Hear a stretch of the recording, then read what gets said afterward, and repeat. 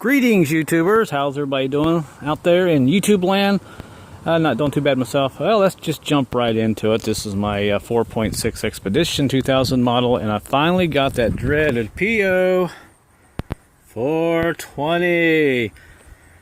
And when we get that, a lot of people just want to turn their car in, junk it, and get rid of it. But you don't have to. We're actually going to check this these catalytic converters on this SUV today with a temperature gun, and we're going to explain this real quick. Now let's go inside and I'm going to show you my code that I do have. And there it is, P0420,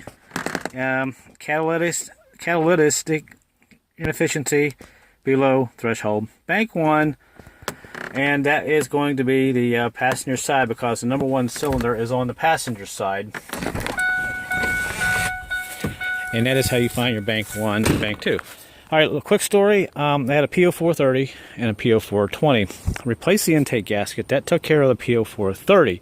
That is typically a gasket-related issue. Your vehicle sucking in some unmetered moisture, air. It could be antifreeze, or it could be a loose vacuum hose. But on these expeditions, they all have a problem with the intake gasket. So I replaced the seals. Yeah, I've driven about 1,000 miles. Now, about 500 miles ago, the P0420 came back on.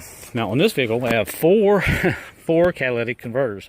2 wasn't enough. 3 could have been, an issue, but 4, that's going to be pretty expensive. So now we got to do some diagnostic testing here.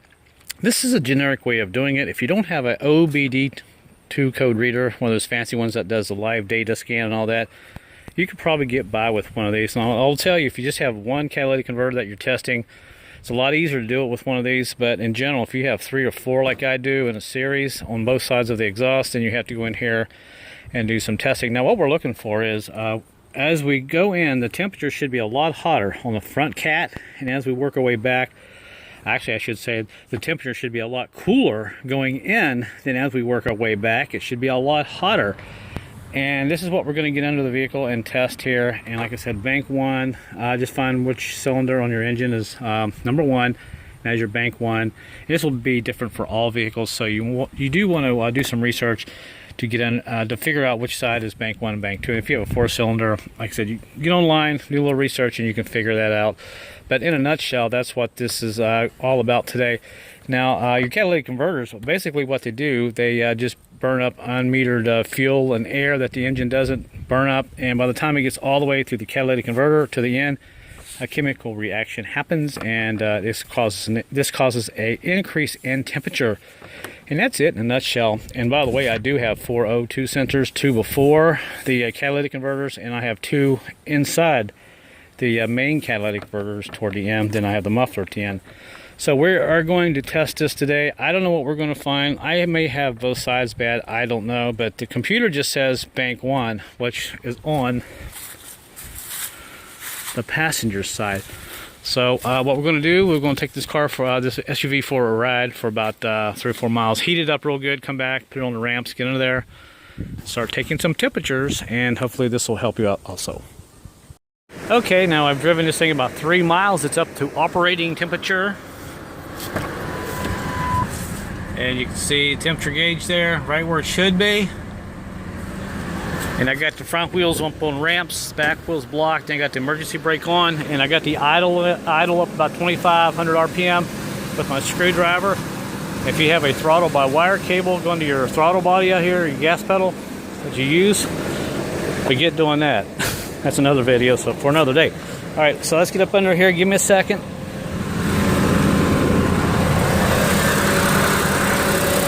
Okay, here is the first catalytic converter, and there's the second one. And the first one's the one that we really want to deal with here because it does all the work. So let's get a temperature of the front. Okay, 551. I think you can see that there. 538. And here we have 614. So this one's working. And let's go ahead and get a temperature reading of this one back here. 460, 461. So this one is working. This side's okay, so we'll do it one more time. $4.99. We want it cooler going in. Oops. 504, there we go. So you can see that. And here we have 612. So this side's working. Now here's the side that's bad. Let's see what we get. We get 457 there. And we get 553. That should be a lot hotter. Now this side's not working. There's the front of it. Do it again. 517 for our temperature. And back here, we have 551.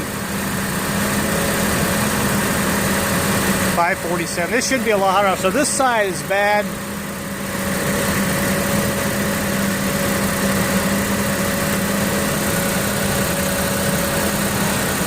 $4.91.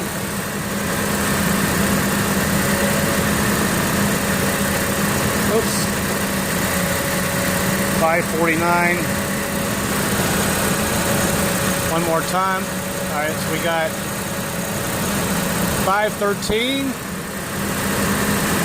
545, 546. So this side's not working. It should be a lot hotter. Well, there you go. There you have it. That's one way you can test your catalytic converters using an infrared thermometer. And you may have to do this several times. Just get an average temperature 2 or 3 times on the inlet and the outlet side of your catalytic converters. Of course, I did my catalytic converter. It was the very first one. This second one here with the O2 sensor going in, that is basically on mine. So there's a sort of a resonator, if you will. And like I said, the first catalytic converter does all the work. So you may have to do it a couple times until you feel comfortable. And you want these temperatures probably 100 degrees hotter going out of your catalytic converters. So hopefully this will help you out. And if you're pretty positive that your catalytic converter is bad, you can take it to your mechanic and say, listen, I think this one's bad. Have him test it, and if he confirms it, then you can both feel pretty happy about it. And it won't be as painful when you go to replace it. Now, what I'll probably do is go ahead and just replace the catalytic converter. I can cut this off and re-weld it and put another one in there later, but you'll have to do research on yours to see how it works out. But a lot of vehicles, they are pretty complicated, so when it comes to exhaust work, it can get quite expensive. But at least if you have a 420, you have a fighting chance trying to figure out what's going on and which catalytic converter could be bad if you have several, or maybe just one if you're lucky, and usually they're a lot cheaper to replace. So hope this video helps you out. Looks like I'll be doing some research and trying to figure out how I'm going to replace this one.